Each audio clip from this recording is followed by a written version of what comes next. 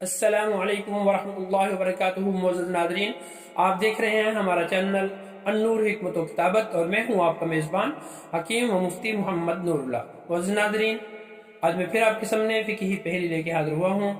درست جواب دینے پر انشاءاللہ العزیز تحسین بھی کی جائے گی، اور جوابی ویڈیو میں انشاءاللہ آپ کا اچھے انداز سے تذکرہ تبصرہ بھی کیا جائے گا۔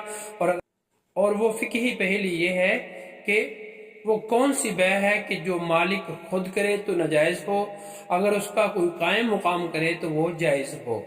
جواب دیجئے انشاءاللہ العزیز۔ وعدے کے مطابق تحسین بھی، تبصرہ بھی، اور انعام و اکرام بھی۔